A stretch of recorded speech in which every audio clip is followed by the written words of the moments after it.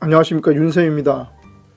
오늘은 코로나 이후 외식업은 두 부류로 나뉜다. 대박 아니면 쪽박, 즉 폐업이죠. 이에 대비해서 외식업에 대한 대비책 3가지를 이야기해 보겠습니다.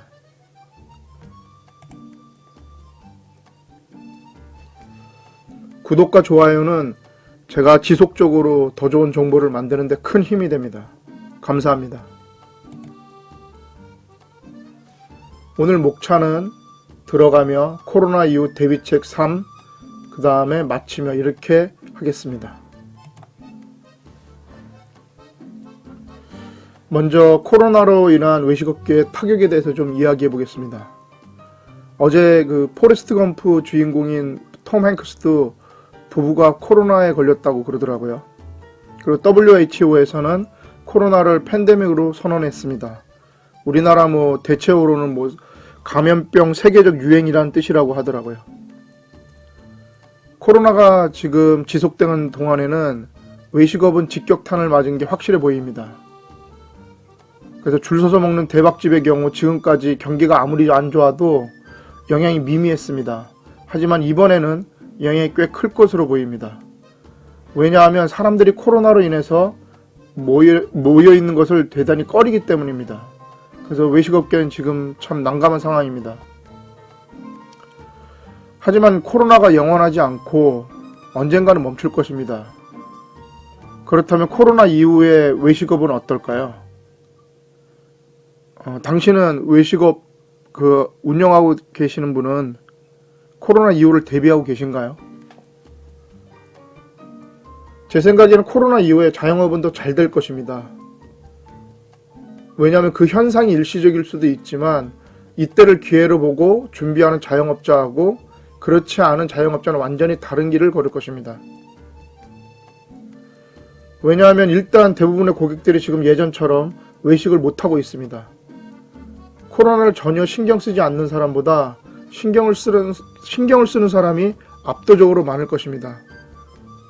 그렇다면 코로나가 잠잠해지면 많은 고객들이 다시 외식을 시작하죠. 지금은 가고 싶지만 못 가기 때문에 일시적으로 외식을 하는 수가 늘 것이 뻔합니다. 게다가 외식업을 하는 점포와 주인 그리고 직원들이 더욱더 청결해졌습니다. 점포도 마찬가지고요. 이것이 손님이 이전보다 더 외식을 하게 되는 요인이 될 것이라고 저는 봅니다. 바로 이때가 대박과 폐업을 구분하는, 즉 쪽박을 구분하는 중요한 시기가 될 거라고 저는 생각합니다. 왜냐하면 이때 잘하는 식당은 손님이 부쩍 늘어나고 그 다음에 못하는 식당은 손님이 점점 줄 것입니다. 그래서 대박이나 쪽박이 된다는 것이죠. 그렇다면 코로나 이후에 대박과 쪽박, 즉 폐업 중 대박집이 되기 위한 대비책을 3가지로 제시해 보겠습니다.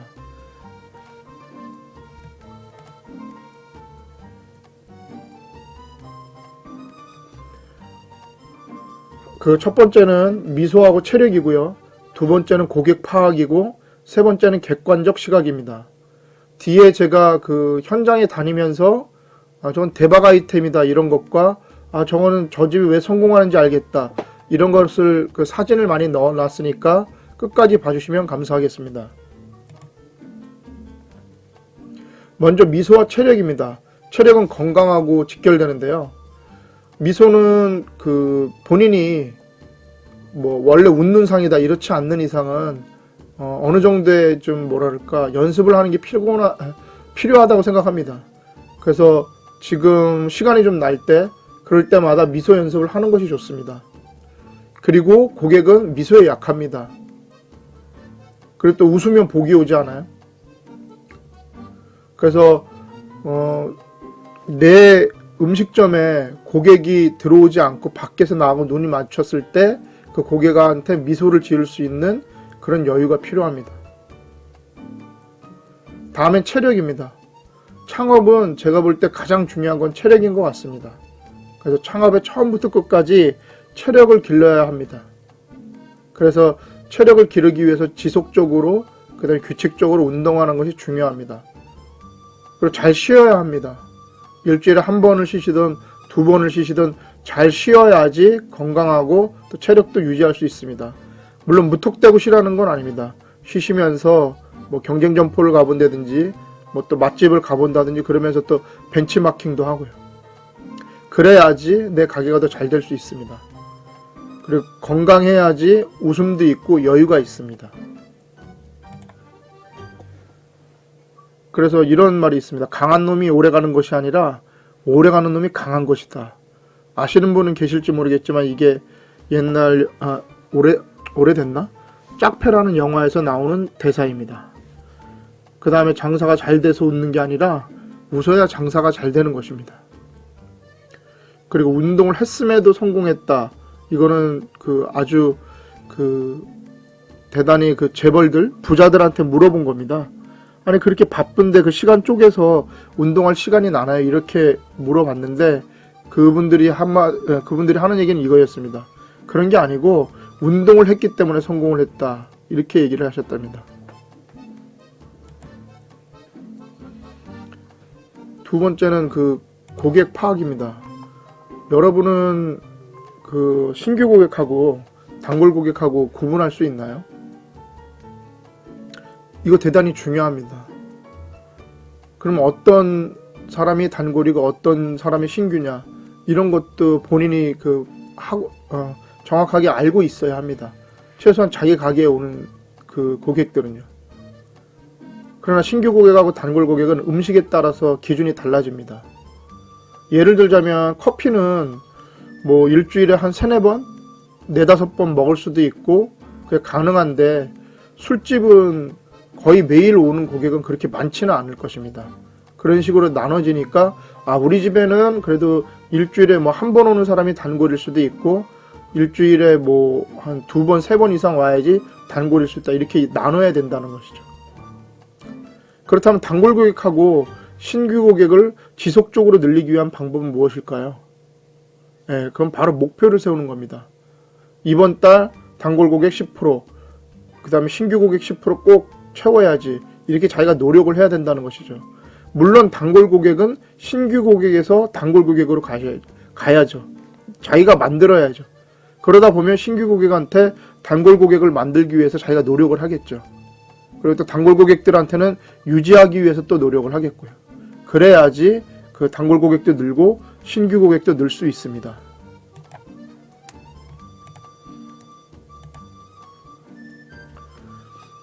마지막 세 번째는 객관적 시각입니다. 내 점포가 경쟁점보다 경쟁력이 있는지 내 외부를 자기가 객관적으로 살펴보는 것이죠. 경쟁점보다 내 점포가 내부도 괜찮고 외부도 괜찮은지, 그 다음 그러니까 뭐 인테리어 익스테리어를 뿐만 아니고 안에 화장실이 더 청결한지 뭐 테이블이 깨끗한지 이런 걸 다 자기가 한번 객관적으로 한번 경쟁점하고 비교를 해보는 것이죠. 두 번째는 내 점포가 경쟁점보다 입지가 좋은지를 보세요. 입지는 딱 2가지로만 판단하세요. 가시성하고 접근성으로. 그래서 내가 가시성하고 접근성은 아시죠? 가시성은 얼마나 고객들이 지나다니면서 내 가게가 잘 보이느냐. 그 다음에 접근성은 교통수단하고 얼마나 가까우냐 이렇게 보시면 됩니다.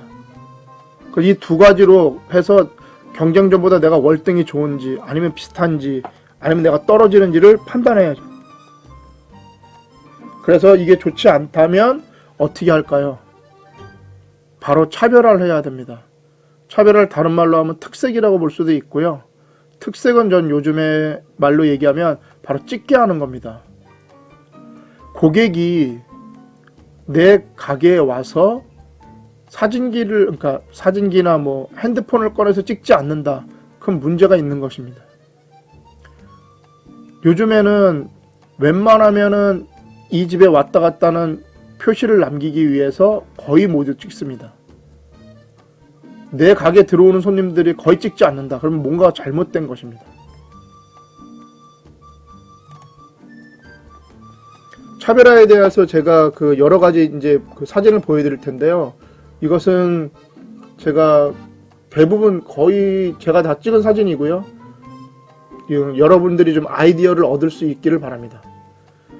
이것은 그리고 들어가기 전에 제가 이쪽 음식점 사장님들하고 친분이 있거나 이런 거는 거의 없습니다. 그리고 여기가 엄청나게 맛있다 이런 걸로 해서 들어가는 것도 아니고요. 유명한 음식점들도 되게 많죠. 하지만 여기 제가 보여드리는 거 한번 보시면 무슨 힌트를 얻으실 수 있을 겁니다. 여기 보시면 공짜가 밥 10개명입니다. 그래서 뭐 2월 29일이 생일이신 분, 윤년이죠. 그 다음에 뭐 새쌍둥이이신 분, 올해 푸학점을 취득하신 분, 자신의 국가를 노래하는 분, 한국인 제외. 이런 식으로 재밌게 그 점포 앞에다 해놨고요. 여기는 2층입니다. 점포가. 볶음밥집인데 2층인데 아주 장사 잘 됩니다. 이것은 저쪽 장안동 쪽이었던 것 같은데요. 근데 요 밑에 보시면 요 밑에 이렇게 글이 써 있는 겁니다. 전 근데 이 글이 참 좋았습니다. 그래서 밥은 봄같이 먹고 국은 여름같이 먹고 장은 가을같이 먹고 술은 겨울같이 먹어라. 이렇게 하는 말이 저는 참 좋았습니다. 여기는 그 연남동 거의 끝자락에 있는 그 커피숍인데요. 이런 거 하나, 그러니까 밖에 내놓는 거 이런 거 하나 내놓더라도 다른 데하고 다른 걸 한번 시도해 보시기 바랍니다. 여기에도 한 면은 이렇게 그 다른 데하고 좀 다르죠. 큐브라떼라 녹을수록 더 빛나는 이렇게 앞에 붙이는 것도 되게 특성이 있지만 요게 한 면은 대부분 그 메뉴를 넣습니다. 이것도 마찬가지고. 근데 그 반대편에 이런 식으로 뭐 시 같은 걸 적어 놓습니다. 전 이게 이 양쪽 다 메뉴를 적는 것보다 이게 훨씬 더 효과적이라고 생각합니다. 그 다음에 내가 있는 점포가 사람들이 정말 알지도 못하고 정말 힘들다 그러면 그 골목에 있는 가게끼리 이렇게 만드는 겁니다. 여기는 연남동 미로길이라고 해서 이렇게 만들었습니다. 이거 가격 그렇게 많이 들어가지 않습니다. 여기는 정말로 연남동에 정말 가본 사람만 아는 여기에 있는 이제 여기 요 골목인데요. 이쪽에는 가면은 점포가 한 개인가 두 개인가 있는 것 같습니다. 근데 이쪽으로 이제 가면 이런 점포들이 있다는 거죠. 이렇게 되어 있습니다. 그래서 하나, 둘, 셋, 넷, 다섯 뭐 이런 식으로 있으니까 뭐 연남동 끝자락 골목 45번가 사람들 정말 간단하게 만든 거잖아요. 이런 거 이렇게 주인이나 아니면 뭐 임차인한테 허가를 얻어서 이렇게 하나 붙이기만 해도 저는 장사에 도움이 될 거라고 생각합니다. 여기는 캐슬프라입니다. 여기는 그 제가 본 익스테리어 중에서 처음으로 좀 놀랬다 그럴까요? 좀 그런 데고요. 여기는 그 합정에서도 가깝죠. 홍대 상권보다는 합정에서 더 가깝습니다. 그 하씨가 운영하고 있는 고깃집에서 조금 내려가 보면 있고요. 여긴 젠틀몬스터라는 데인데요. 조금 전에 본 그 캐슬프라에서 아주 가깝게 있습니다.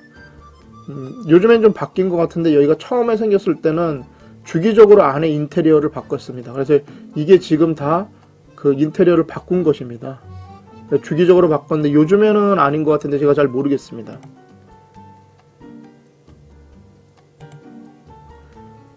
여기는 빵집입니다. 여기는 밥집이고요. 여기는 국수집입니다. 여기는 베이글 가게, 지금 바뀌었지만 이런 식으로 뭐 그냥 상호에서 바로 드러나는 거죠. 여기는 당연히 꼬막집입니다. 벌교 꼬막집. 여기에 보시면 여기에 어마어마하게 다른 거로 뭐 익스테리어가 필요가 없습니다. 꼬막입니다. 그냥 이거. 가까이서 보면 이렇습니다. 이 집이 이렇게 팔고 있다. 여기 진짜 손님 바글바글 하더라고요. 재밌게 말하는 데도 있고 궁금증을 유발하는 데도 있죠. 닭의 죽음을 헛되게 하지 마라. 그 다음에 여기 있는 건 부대찌개하고 뼈찜 파는 데인데 홍대에서 서양밥집을 하다가 동네로 왔습니다. 이제 한국밥집으로 시작하겠습니다. 요런 말, 멘트. 그리고 밑에는 우리는 원래 소믈리에 그리고 이태리 셰프였다. 여기는 삼겹살집입니다. 그 다음에 뭐 누가 연어 잡고 누가 연어 구워요. 무한리필집이고 이건 골목에 있는데 제가 저쪽 골목에서 보니까 이게 딱 눈에 띄더라고요. 너의 두 눈 속에 내가 미친 10초 동안의 골목길. 그래서 여길 가게 되더라고요. 이 좌측에 있는 거는 프랑스 음식점입니다. 에펠탑 바로 느낄 수 있죠. 이것은 그 삼계탕집입니다. 벽 자체가 여기뿐만이 아니고요. 벽에 다 이렇게 인삼주로 그냥 다 채워놨더라고요. 그다음에 그 점포 앞에 거울이죠. 거울을 보면 자기한테 오늘 참 예쁘다 이렇게 느낄 수 있는 거. 그리고 이 집도 제가 그 강의 때 정말 많이 써먹는 데인데요.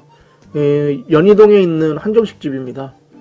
근데 뭐 12,000원인데 아주 싸죠. 근데 저는 여기에서 이 왼쪽에 이게 사시사철 걸려 있거든요. 땅끝 가격으로 하늘끝 음식을 추구합니다. 이 말이 너무 감동받아서 내려서 밥을 먹으러 들어갔습니다. 여기는 삼각지에 있는 음식점이고요. 요거는 명함 뒷면입니다. 친구야 뭘 그리 고민하니 나랑 술이나 한잔 하세.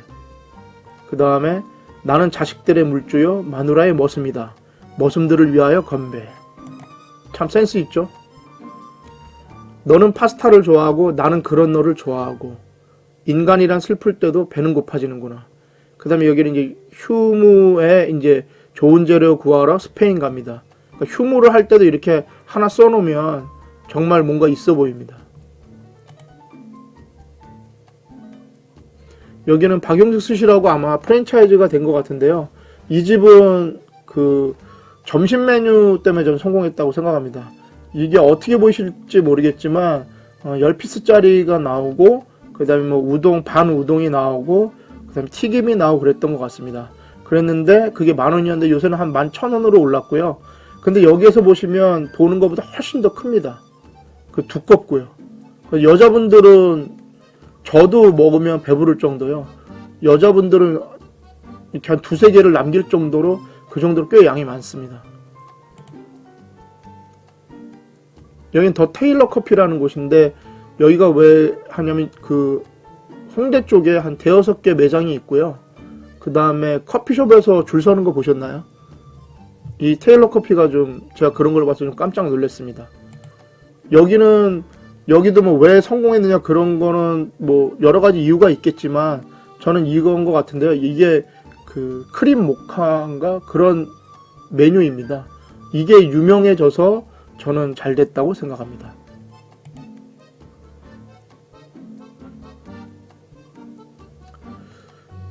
그럼에도 불구하고 모든 사정을 얘기하실 수 없습니다. 여러 가지 이유가 있겠지만 어쩔 수 없이 폐업을 해야 한다고 생각하시면 제가 올린 폐업에 관한 영상을 한번 참고하셔서 도움받으셨으면 좋겠습니다. 도움받는 것도 진짜 용기입니다. 그리고 지금 이 아래에 있는 영상들은 모두 정부 지원에 대한 것입니다. 정말 이것도 보기 싫으시다면 첫 번째 있는 2020년 2월 18일 날 올린 2020년 자영업 폐업 정부 지원금 희망 리턴 패키지 사업이 있습니다. 이거는 꼭 한번 보시기 바랍니다. 요거는 그 전에 나온 거기 때문에요. 참고로 보시면 더 좋겠지만 이게 귀찮다 생각하시면 이거라도 반드시 보고 도움을 받으셨으면 좋겠습니다. 여러분, 건강과 미소는 돈 안 드는 최고의 마케팅입니다. 명심하시고요. 끝까지 봐주셔서 정말 감사드립니다. 다음에는 더 좋은 정보를 올리고자 또 노력하겠습니다. 수고하셨습니다.